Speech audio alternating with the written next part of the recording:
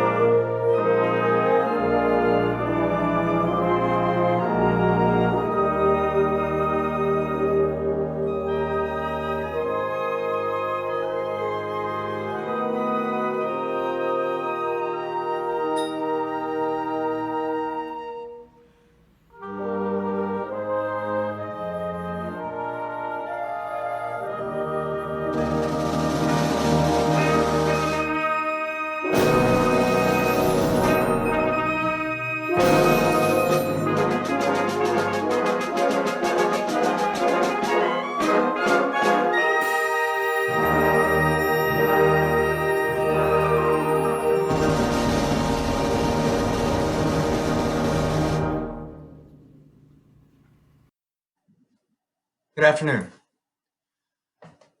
On the first observance of Armistice Day, Woodrow Wilson connected the service of our veterans with a mission for our nation and the actions the veterans took to support that mission, saying Armistice Day will be filled with solemn pride and gratitude for the victory, both because of the thing from which it has freed us and because of the opportunity it has given America to show her sympathy, peace, and justice in the councils of the nations.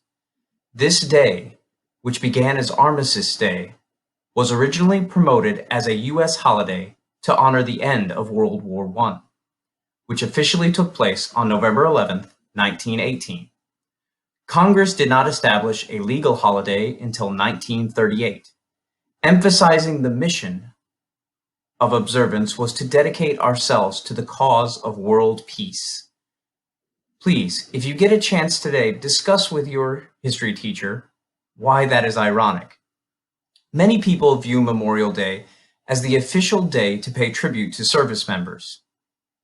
And yet to me, while I agree we can look to the memory of the men and women that have died in service to the nation, I cannot have a conversation with them. As Henry Ford said, what's right about America is that although we have a mess of problems, we have great capacity, intellect, and resources to do something about them. Veterans Day serves a very important purpose of calling attention to the fact that veterans and their unique experiences are a great national resource. It is the day that encourages us to engage with these individuals while they are still with us. We can discuss the choices they made to accept added personal risks and hardships to serve their country. We can listen to hear their stories of a lifetime of peacekeeping missions in harsh conditions, or long, stressful deployments away from families and friends, or provide quiet comfort to acknowledge events that can't be talked about at home. I try to make a habit of engaging every veteran I meet in conversation, and one constant that reveals itself in each conversation is the idea of mission and purpose. Veterans live lives where mission statements and goals are not nice-to-haves. They are fundamental. By understanding how goals and purpose change them and the world around them, we can start down a path of defining our own goals. My second commanding officer, a man of few words, often said, if you can't boil down your mission statement to simple phrases, then you will lose those you try to lead. His mission statements choose to focus on two questions whose sentiment I have heard repeated from many veterans through the years. Statement 1, where are we supposed to be? Statement 2, what are you doing to get us there? While short, the statements are powerful guidance. For service members, Statement 1 is focused first on a unified goal and outcome. Veterans do not start with the individual. They are always asking, what is the bigger picture? Statement 2 focuses on the fact that veterans plan their actions or adjust their personal behavior to meet a unified goal. Veterans take action and are prepared to toil and sacrifice to achieve a common goal. Each action veterans take is designed to propel themselves and others they serve with to higher achievement. The willingness of veterans to sacrifice for national goals allow other members of society to pour their talents and skills into their passions. Today we give thanks to live in a country where citizens from every generation willingly and courageously raise their hands to support a common mission. To you, I say thank you. Thank you for setting the example that inspired me and my peers to raise our hands in voluntary service.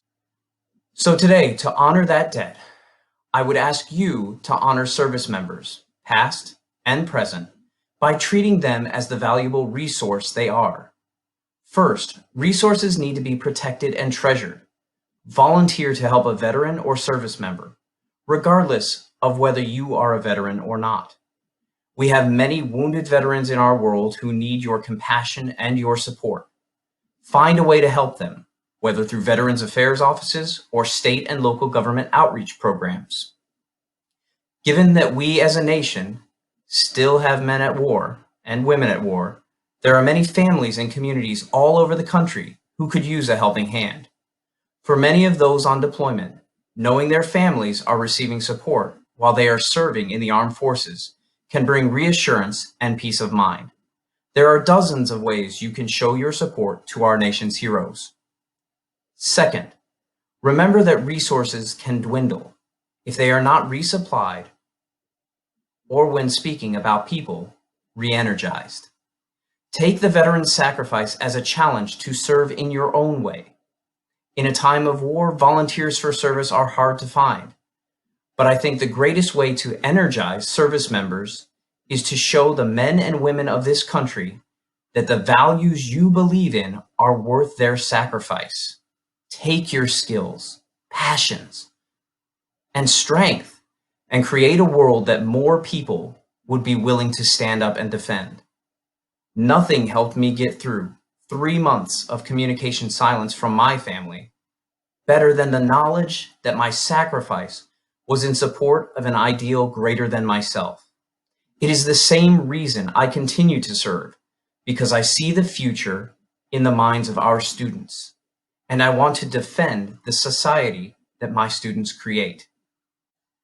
And finally, if you are a vet, please share your story, a resource to enrich our lives. Tell others your mission statement.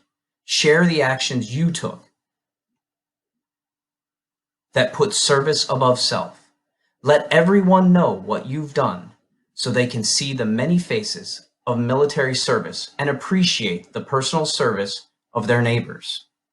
If you are not a vet, find someone in your life who is a vet and ask them about their service, or simply say thank you. The more we talk about what we do and the impact military service has on our lives, the better we are able to hold it up as an example of excellence. For all those veterans listening today, thank you for your service and your sacrifice. For all those not serving, affected by service, or planning to join the military, remember that missions, goals, and actions define our world. Continue to ask yourself, Statement 1, where are we supposed to be? Statement 2, what are you doing to get us there? Take the actions of service and sacrifice necessary if you want to be the change you hope to see in this world and in this nation. President John Quincy Adams once said, "If your actions inspire others to dream more, learn more, do more, and become more, you are a leader." Thank you for choosing to share this special day with us and show your support of our heroes, past and present.